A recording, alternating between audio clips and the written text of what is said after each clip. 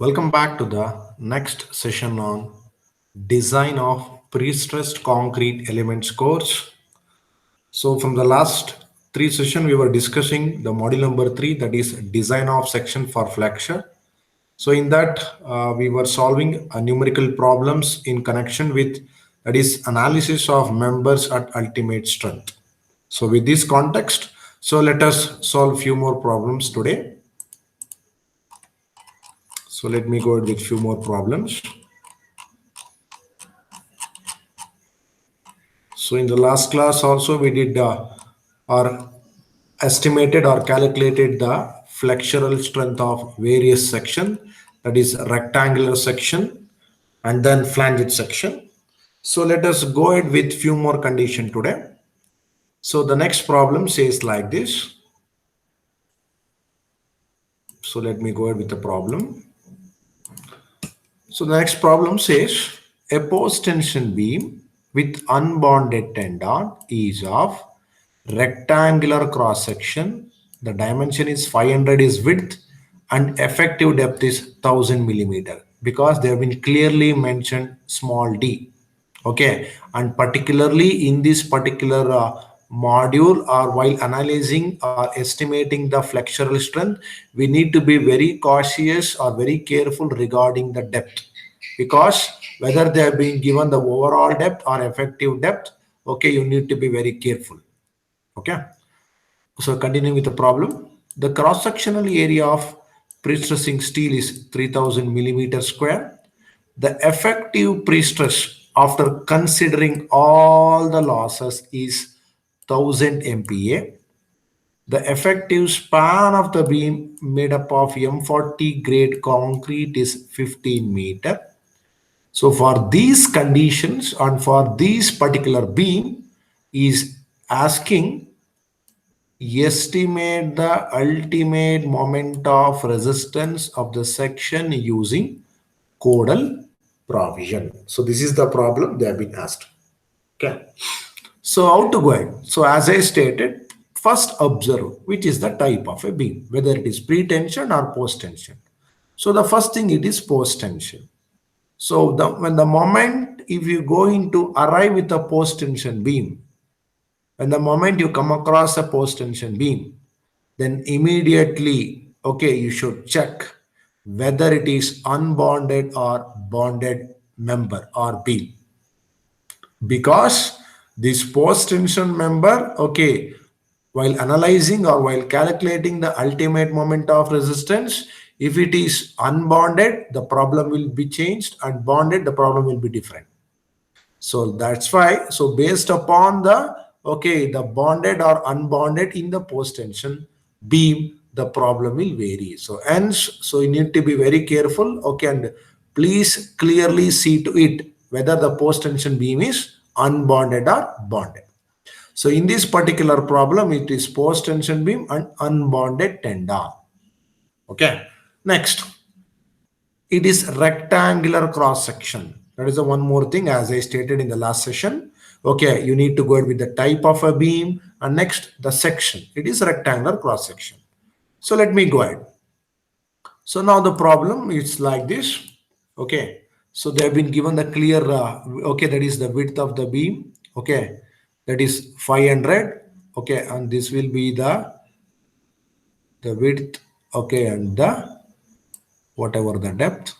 So as I stated clearly, okay, they have been given the effective depth. Okay, so they have been given the effective depth. So the effective depth indicates that is the depth from the extreme compression fiber to the centroidal axis of the tendon. So the centroidal axis of the tendon to the extreme compression fiber, that distance is how much? 1000 millimeter, and they have been given in the problem. Next, let me go ahead with one by one. The cross-sectional area of pre-stressing steel, that is AP, 3000 millimeter square. Okay, next, the one more data. Okay, today we have come across a new data, that is effective pre-stress, FPE, after all the losses is 1000 MPa. Okay, FPE. So this is a new terminology. Okay, you have not come across in the last session. Okay, so let us go ahead with this what is that FPE and how to go ahead with this, okay, FPE in this particular session. Next, apart from this, the new terminology has been added, that is effective span. Under what circumstances we are going with this effective span. So that is also very important. We will see to it. And the next FCK, that is characteristic compressive strength of concrete, 40 MPa. So these are all the data they have been given in the problem. So with these data, let me go ahead. Okay. So as it stated, it is a rectangular section. So let me go ahead. The ultimate moment of resistance of the section is given by mu is equal to FPU into AP into D minus 0.42 XU. So this formula have been, okay, taken from annexure D. Okay, the annexure D, okay, clearly, okay, says the page number 51 in 1980, page number 59 in 2012 code. So from that particular code, that is IS 1343, I've been picked this value. Okay, because I already stated that you need not to remember the formula for a rectangular section. It has been clearly mentioned. So now you know AP, you know D. Okay, but you don't know what is the value of FPU and you don't know what is the value of XU. So how to calculate this? So as I stated, so to calculate FPU, okay. So if you want to calculate the FPU, okay, I've been explained in the last session on the last problem that you need to go ahead with the effective reinforcement ratio. So what is the effective reinforcement ratio? AP into FP divided by BDFCK. So now with a small change, what is that? AP into FPE. That means after encountering certain losses, certain amount of losses, so what will be the left out? That will be called as effective pre-stress. So FPE divided by BDFCK. So substitute that 300 into 1000 divided by B into effective depth into FCK. So we'll come across or we'll get the answer 0.15. So now with respect to effective reinforcement ratio, how to calculate FPU, that is very important. So now, as I stated, okay, when you're going with the table, so you need to be, okay, very cautious, okay, and confirm. Okay, once again with the problem, now it is post-tension beam with unbonded. So whenever you come across a post-tension beam with unbonded case, then you need to go with which particular table? That is table 12. And this particular table 12 is not available in the present code, that is 2012. So this particular table is available only in 1343 1980 code. Please note this point. So in the examination, you need to carry the both the codes. Preferably if you carry both the, because okay, if you come across or if you're going with the get the problem like this, then you, okay, need to refer 1980 code. Okay, and also have been stated why they have been removed, because in 2012, okay, they have not come across, okay, this unbonded. So clearly they have been mentioned it should be bonded properly. The tendon should bond it with concrete. Okay, so now if you going with the table 12, okay, so earlier in the table 11, with only effective reinforcement ratio used to get FPU value and XU value. But in this particular table 12, apart from effective reinforcement ratio, one more data you require, that is effective span by effective depth ratio. Okay, by looking at these two, okay, things in the table 12, we can get the FPU value. Did you get my point? So that's why I've been written referring to table 12 page of so-and-so of IS 1343 1980 for effective reinforcement ratio and LE by D. Pick the value of FPU. Did you get my point? So substituted here LE by D, since D is in millimeter and LE is in meter, convert that to millimeter, you will get LE by D ratio as 50. Did you get my point? So now go to the table 12. Okay, so let me go to the table 12.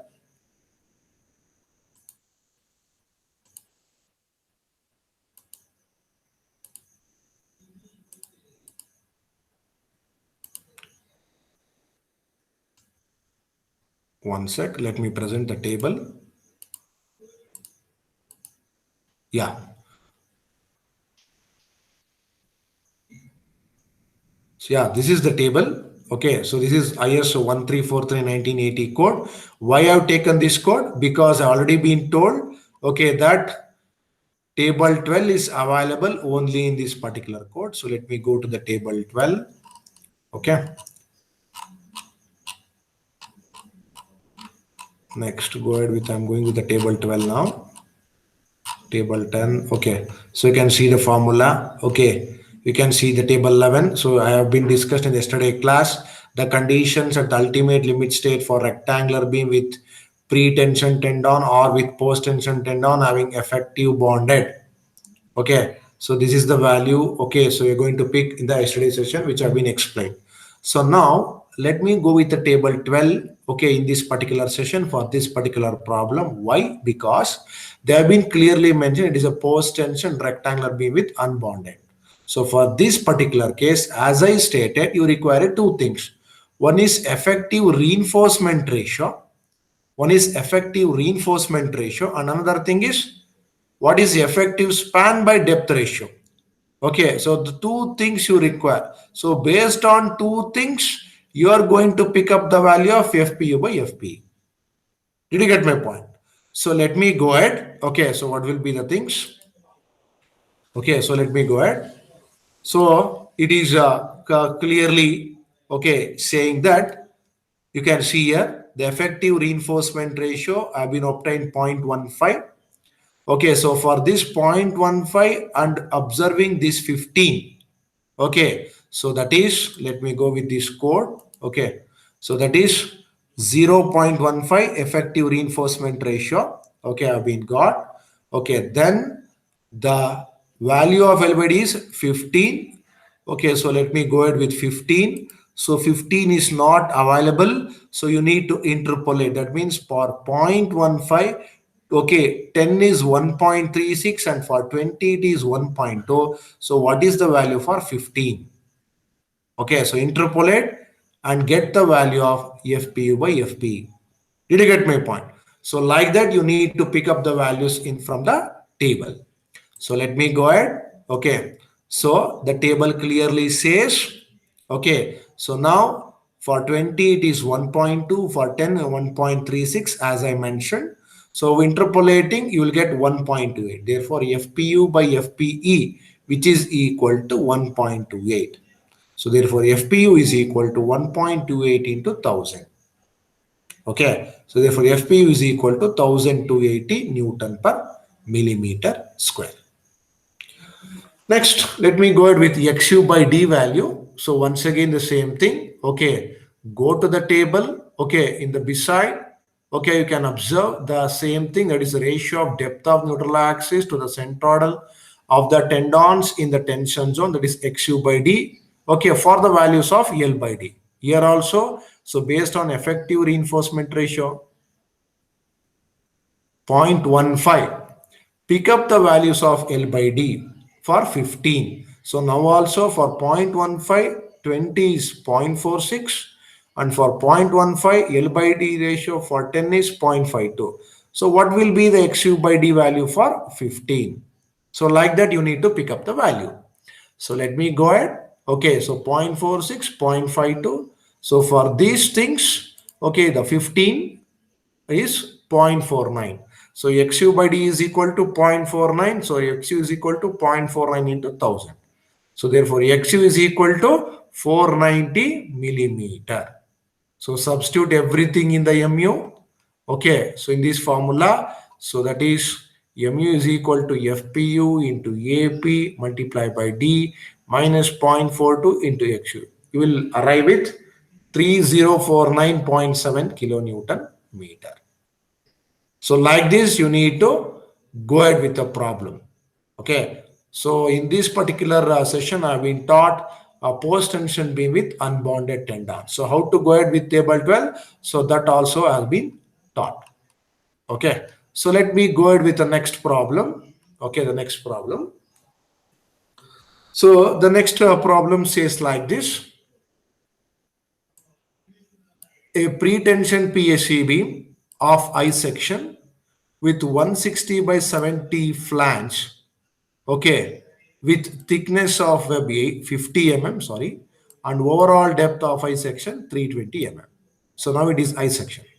The beam is pre-stressed with 4 high-strength steel wires of 7 mm dia at an effective depth of 265 mm. So characteristic strength is 50 MPa. Characteristic tensile strength of steel 1600 MPa. So for these data, calculate the ultimate flexural strength. Okay, how to go ahead? So first let me draw the I section, which is symmetrical.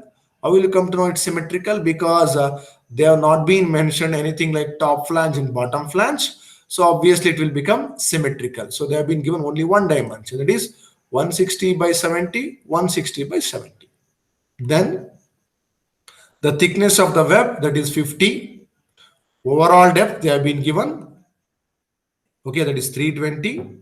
Now, how to go ahead with these, what I can say, the uh, the dimensional parameters. So let me go ahead. And also please observe the very important thing, effective depth they have been given 265 millimeter. If you didn't give the effective depth in the examination, okay, so you need to go ahead, okay, you need to see, okay, otherwise they will give the soffit beam depth.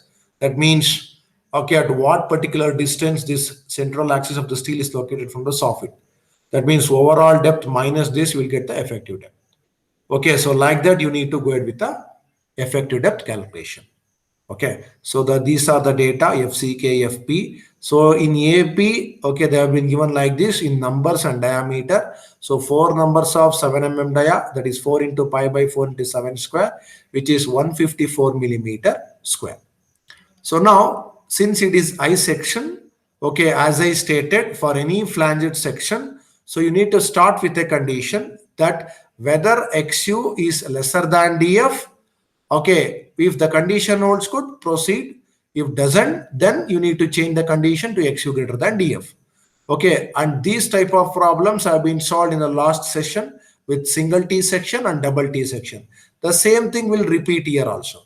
So coming to the first case, okay, the first case says like this, assuming neutral axis lies within the flange. So that is XU, okay, which is lesser than or equal to depth of the flange. XU lesser than or equal to depth of the flange. So now, if this condition, if you want to check whether the XU lesser than or equal to DF, if you want to check, first you need to calculate XU. By calculating the XU, you will come to know whether it is lesser than DF or equal to DF. So for this, okay, let me go ahead with calculation of XU. So for that XU, first calculate the effective reinforcement ratio, because the XU value you need to observe from the table. So now effective reinforcement ratio AP into FP divided by BF into D into FCK. So as I stated, so why I'm going to assume it as BF? Because the neutral axis I'm going to assume it is lying within the flange. So hence it is BF. Okay, so that is one thing. And another thing I forgot to mention. So as I stated, you need to observe which is the type of a beam. That is pre-tension I section. Okay, so with this, let us continue. So now you came to know the effective reinforcement ratio. Next, so after knowing effective reinforcement ratio, now referring to table 11, of page 51 of IS 1343/1980, for effective reinforcement ratio 0.116, pick up the value of XU by D. So now it is 0.116. Okay, so now go to the code. So now you can go either to the table 11, okay, of IS 1343/1980 or 2012, because the table 11 is available in both the codes. So now it is 0.116. So that means it is lying between 0.10 and 15. And another thing, okay, you need to be very cautious. You are calculating XU by D. Okay, so you need to observe with this table. So now 0.10 for 0.10, and another thing, pre-tension. So it is 0.217 and 0.326. So in between these two value, your XU by D value lies. Okay, so I mean you need to interpolate that. So let me go ahead how to do with the interpolation. So as I stated, so for 0.10, 0.217, for 0.15, 0.326. So what will be the value for 0.116? So therefore, xu by d is equal to 0.252 after interpolation. So let me check. Xu is equal to 0.252 into, okay, this 265. So that is xu is equal to 67.78 millimeter, which is lesser than 70 millimeter. So please check after calculating XU. So it is lesser than DF. So when XU is lesser than DF, that means whatever the condition have been assumed, sorry, okay, then the assumption, okay, or condition it holds good or it is correct. So if XU is lesser than or equal to DF, then I am going to treat the flange section similar to the rectangular section for calculation of flexural strength. Please note this point. Okay. So if the flanged section, okay, that is XU is lesser than DF, I am going to treat the same as the rectangular section. So hence the formula will be, okay, that is FPU into AP into D minus 0.4 to XU. So you know XU, let me calculate FPU by 0.87 FP. Okay, it's the same thing. Go to the code. Okay, for 0.10 in the pretension, it is 1. For 0.15, it is 1. So what will be the value for 0.116? Okay, that is for FPU by 0.87 FP. So go ahead. Okay, so go ahead with the problem. Okay, so that is, so FP by 0.87 FP is equal to 1. Okay, after interpolating also. So that is, so that's what I've been told. It may comes around 0.99 something. So they have been equated to, or 1, I can say, rounded off to 1, I can say. So FPU is equal to 0.87 into 1600, which is 1392 Newton per millimeter square. So substitute everything, FPU, AP, D, XU. So we'll get 50.8 kilonewton meter. Okay. So like that, you need to go ahead with this problem. Okay. So let me go ahead with one more problem. Okay. Since I've been solved one symmetrical I section, let me go with one unsymmetrical I section. So now an unsymmetrical I section, okay, it is an unsymmetrical I section. Sorry, one sec. So it is an unsymmetrical I section, bridge girder having a following sectional properties. So that is width and thickness of the top flange 1200 and 360. The thickness of the web is 240. Centroid of the section is located at 580 mm from the top. Okay. The girder is used to over a span of 40 meter. Okay. And the tendons are, okay, unbonded. So please note down. Okay. The tendons are now unbonded. So clearly they have been mentioned. Unbonded with a cross-sectional area of 7000 millimeter square are parabolic with an eccentricity of 1220 mm at the center of the span and maybe 0 at the support because they have not been given. So hence it is 0 at the supports. So FCK is this, FP is this. Okay, now they have been given a FP because after losses, okay, FP will come. Okay, and please observe this FP will arise at the case of unbonded. In the last problem also, this FP is given for unbonded. Now also they have been given for unbonded. So for this condition, estimate the ultimate flexural strength. So as I stated, first you need to observe the type of a beam. So now here also they have been not been mentioned whether it is pre-tension and post-tension. So how to go ahead with pre-tension or post-tension? Okay, so it is post-tension. How? What is the reason? The reason is it is unbonded. So you will come across unbonded only in the case of what I can say, post-tension member. Okay, so that's why this is a clear post-tension beam. And another thing, it is a unsymmetrical I section. So let me draw or go ahead. 1200, 360. Okay, they have been given. The thickness of the web they have been given. Okay, the bottom dimension they have not been given. Okay, and they have been given that 580 mm from the top top, okay, the girder is used over as, sorry, the centroid of the section is located 580 mm from the top. The centroid of the section, that means the centroidal axis of this particular unsymmetrical section is located 580, and then the parabolic tendons which are placed at 1020 mm at the center of the span. That means from the centroidal axis up to the centroidal axis of the cable, it is 1220. So why they have been given like this? Because instead of giving effective depth directly, they have been splitted like this. One is they have been given the central axis of the section. So from the central axis of the section up to the central axis of the steel, they have been given the distance. So if you sum up this, you will get the effective depth. So like that, they have been given. Okay, that is D is equal to 580 plus 1220, that is 1800. Okay. So AP 7,000 millimeter they have been given, FCK they have been given, FPE they have been given. Okay, and also they have been given the span LE, that is 40 meter. Okay, so let me go ahead. Okay, let me go ahead with this. Okay, here, okay, clearly what they have been mentioned, that is because directly have been taken, the neutral axis lies within the web, and you can check, okay, in this problem, that is whether that the XU lesser than DF or greater than DF. Okay, I have skipped that step because directly I'm saying that XU is greater than DF. So hence, okay, I need to go ahead with the second case, that is this formula. So I've been come across with this formula. Okay, that is FPU into APW into D minus 0.42 XU plus FP into APF. Okay, multiply by D minus DF by 2.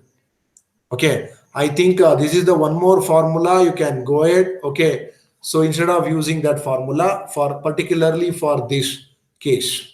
Okay, so instead of going with this formula, okay, I will show you that formula one sec.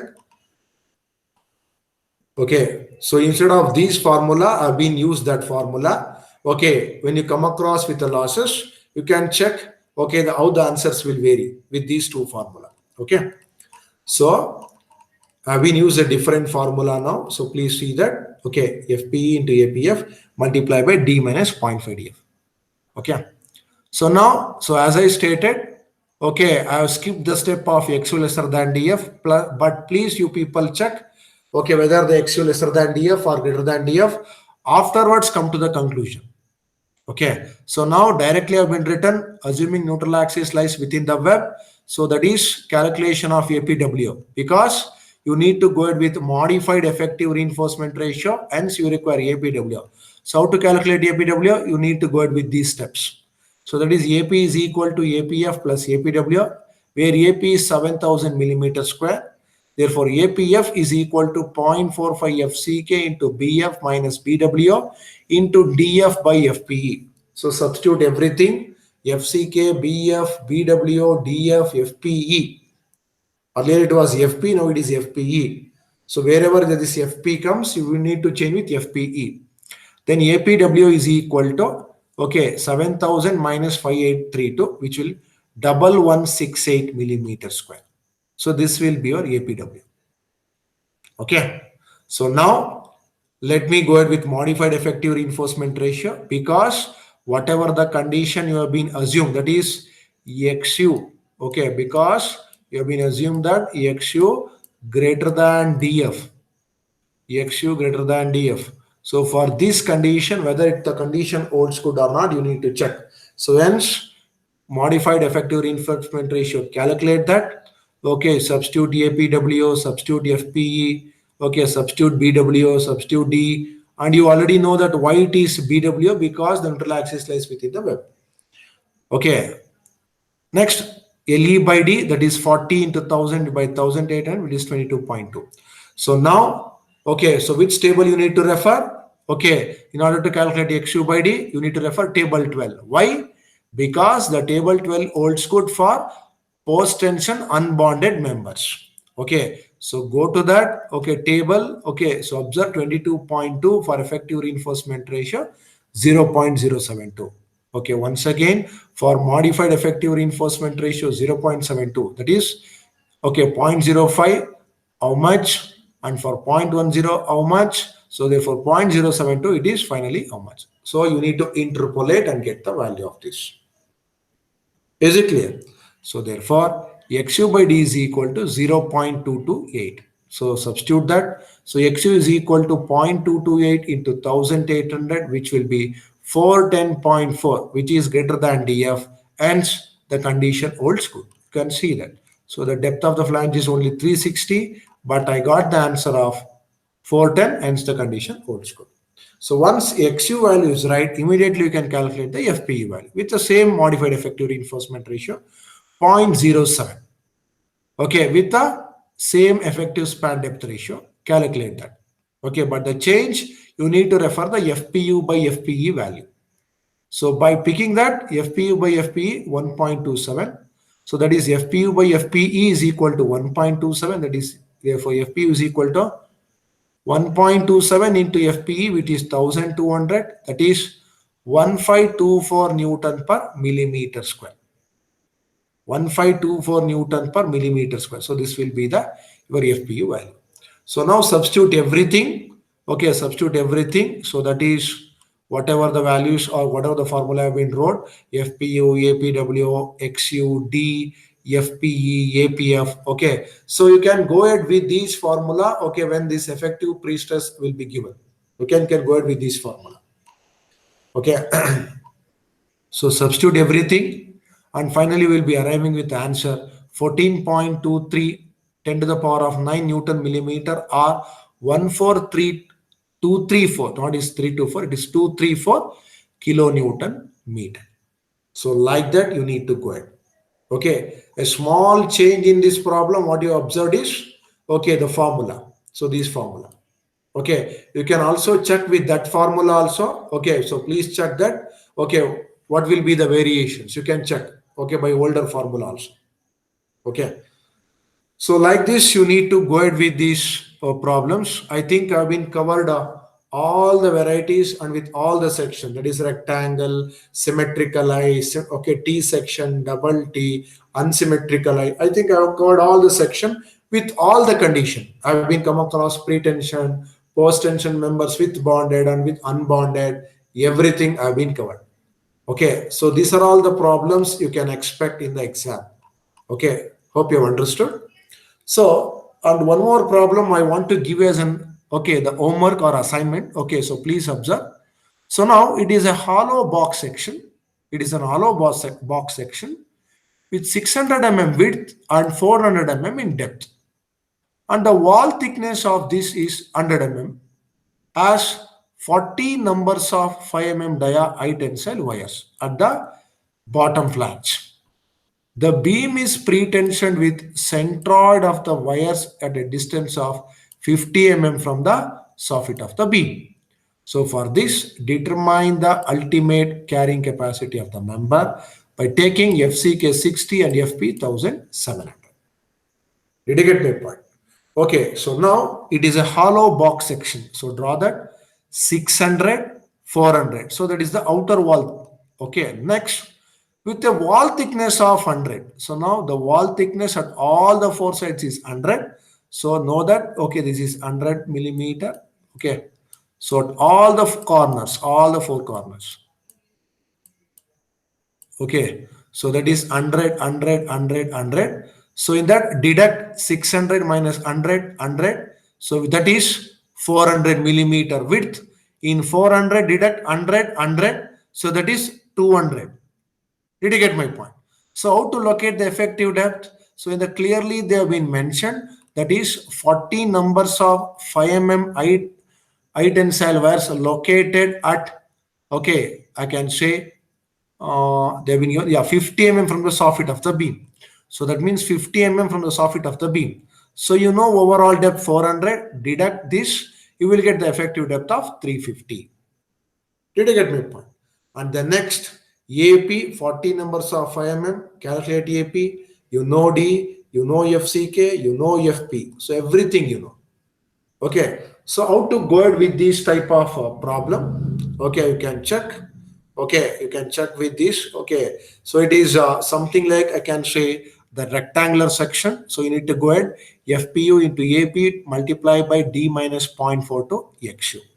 Okay, so calculate that. Okay, so go ahead with the problem. Okay, and solve this problem. So this problem have been given as assignment. So and also have been given the int.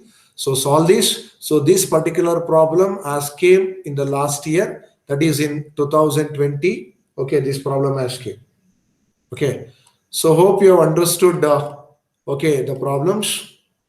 Okay, and this is the one more problem I have been given. Okay, post tension PSC beam, unbonded, with a made up of flange 300 mm wide. Okay, it is a T beam by 200 mm thick. Okay, 300 mm wide, 200 mm thick, and the web thickness is 150. The effective depth is 320. The beam is pre-stressed by 24 wires of 5 mm dia, having a characteristic strength that is FP. The effective stresses after all the losses 900. You see, so whenever you come across unbonded, you will come across this FPE. Okay, and cube strength they have been given 56. Okay, estimate, that means instead of giving FCK, okay, they have been given like this. Okay, so now estimate the flexural strength of the section using L by D ratio and the Codal provision. So as I stated, okay, it is a post-tension beam, unbonded. So hence they have been given the FPE value and L by D value. So for this, okay, you can go ahead with the condition, that is whether the XU lesser than DF or greater than DF. If XU lesser than DF, you are going to solve the problem same as rectangle. If it is greater than DF, you will use the another formula which comprises of FPE. So which have been solved in this particular problem, that is in the last problem. Okay, so these are the problems you can come across. Okay, so this is regarding your analysis of members at ultimate strength. Okay, hope you have understood how to calculate or how to go ahead with the calculation of ultimate moment of resistance for various sections. Okay, I think I've been covered all the varieties of the problems. Okay, okay, hope you have understood. Okay, whatever I have been taught. Okay, so with this, I'm going to end the analysis part. I'm going to end the analysis part. So we're going to conclude for a minute. So whenever you come across a problem, okay, please observe which is the type of a beam, whether it is pre-tension or post-tension, and later on observe whether it's rectangular or flanged section. Next, when you come across with a post-tension beam, you need to clearly observe whether it is a bonded member or unbonded. So when you come across with an unbonded member, a different data you will come across, that is FPE. So for that, you can use a different MU formula, okay, or the same formula to calculate the MU. Is it clear? Okay, so these things you need to keep in mind. And regarding the theory part, you need to be very cautious, or you need to learn that types of flexural failures. Okay, so that, okay, these things you can expect in the exam for 20 marks as one question in module number 3. Okay, so we'll continue with the design of flexural member, particularly type 1 member, that is preliminary and final design, in the next session. Okay, so thank you for joining, or thank you for watching this video.